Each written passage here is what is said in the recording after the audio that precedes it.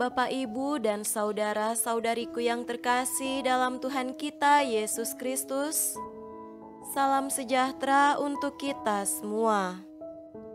Berkat Allah yang Maha Kuasa senantiasa menyertai kita. Marilah kita mendengarkan dan merenungkan bacaan-bacaan kitab suci hari Rabu tanggal 13 Juli tahun 2022.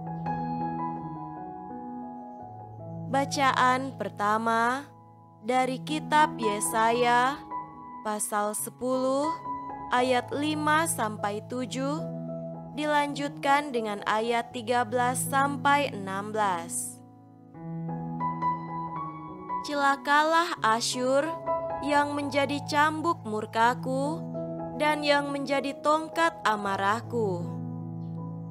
Aku akan menyuruhnya terhadap bangsa yang murtad, dan aku akan memerintahkannya melawan umat sasaran murkaku untuk melakukan perampasan dan penjarahan dan untuk menginjak-injak mereka seperti lumpur di jalan. Tetapi dia sendiri tidak demikian maksudnya dan tidak demikian rancangan hatinya, melainkan niat hatinya ialah hendak memunahkan dan hendak melenyapkan tidak sedikit bangsa-bangsa. Sebab ia telah berkata, dengan kekuatan tanganku, aku telah melakukannya, dan dengan kebijaksanaanku, sebab aku berakal budi. Aku telah meniadakan batas-batas antara bangsa, dan telah merampok persediaan-persediaan mereka. Dengan perkasa aku telah menurunkan orang-orang yang duduk di atas tahta. Seperti kepada sarang burung, demikianlah tanganku telah menjangkau kepada kekayaan bangsa-bangsa, dan seperti orang meraup telur-telur yang ditinggalkan induknya, demikianlah aku telah meraup seluruh bumi, dan tidak seekor pun yang menggerakkan sayap, yang mengangakkan paruh, atau yang menciap-ciap. Adakah kapak memegahkan diri terhadap orang yang memakainya, atau gergaji membesarkan diri terhadap orang yang mempergunakannya? Seolah-olah gada menggerakkan orang yang mengangkatnya, dan seolah-olah tongkat mengangkat orangnya yang bukan kayu. Sebab itu Tuhan semesta alam, akan membuat orang-orangnya yang tegap menjadi kurus kering, dan segala kekayaannya akan dibakar habis dengan api yang menyala-nyala.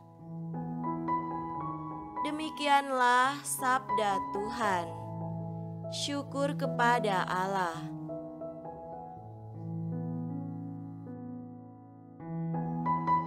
Semoga Tuhan beserta kita sekarang dan selama-lamanya. Inilah Injil suci menurut Matius. Dimuliakanlah Tuhan.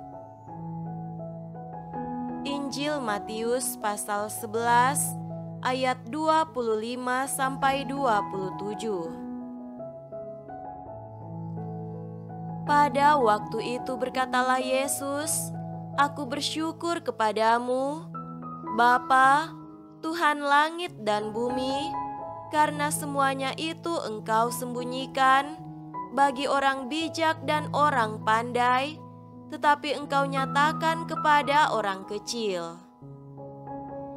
Ya Bapa, itulah yang berkenan kepadamu. Semua telah diserahkan kepadaku oleh Bapakku, dan tidak seorang pun mengenal anak selain Bapa, dan tidak seorang pun mengenal Bapa selain anak, dan orang yang kepadanya anak itu berkenan menyatakannya."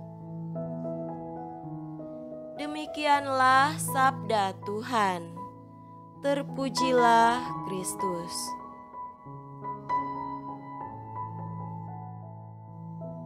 Saudara-saudariku yang terkasih dalam Tuhan kita Yesus Kristus, tema renungan kita pada hari ini adalah mengatasi sikap sombong.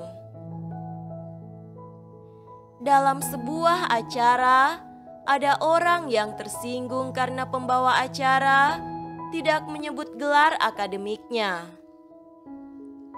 Orang lain menilainya sebagai orang yang sombong. Merasa diri harus dihormati karena mempunyai pangkat, kedudukan atau kelebihan lain yang tidak dimiliki kebanyakan orang. Bukanlah monopoli mereka yang kita sebut orang sombong. Kecenderungan itu ada di dalam diri setiap orang. Kalau tidak bisa mengelola kecenderungan itu, orang bisa jatuh dalam sikap semena-mena terhadap orang lain. Contohnya adalah bangsa Asyur. Sebagaimana dikisahkan dalam bacaan pertama, mereka mempunyai kekuasaan yang kuat, tetapi menyalahgunakannya. Kekuasaan itu digunakan untuk mengejar kejayaan mereka sendiri dan bukannya untuk menyatakan bimbingan dan kebaikan Allah. Sikap sombong dan angkuh bukan hanya tidak mendatangkan berkat, tetapi juga merugikan diri sendiri dan orang lain dan membuat orang lain merasa tidak nyaman. Oleh karena itu, orang sombong dijauhi oleh teman dan kerabatnya sendiri. Saudara-saudariku terkasih, pada zaman Yesus, orang yang sombong antara lain adalah kaum Farisi dan para ahli Taurat. Mereka merasa diri paling memahami isi kitab suci dan dipandang sebagai orang bijak dan pandai.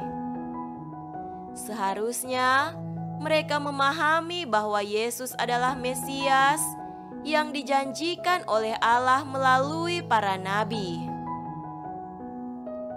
Yang terjadi justru sebaliknya. Merekalah yang gigih menolak Yesus dan dengan berbagai cara berusaha untuk menghukumnya.